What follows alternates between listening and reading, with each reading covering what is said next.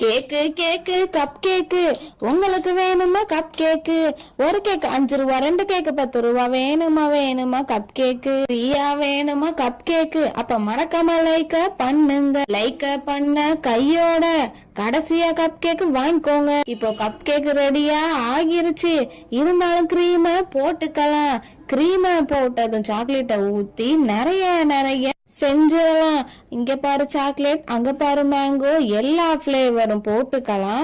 அப்பதான் டேஸ்ட் நல்லா இருக்கும். குட்டி குட்டி சாக்லேட் போட்டாச்சு. கப் கேக்கும் ரெடியா ஆகிருச்சு. லைக் பண்ணவங்க மறக்காம இந்த குட்டி குட்டி கப் கேக்க வாங்கிக்கோங்க. இந்தாங்க வாங்கிக்கோங்க. மறக்காம வாங்கிக்கோங்க.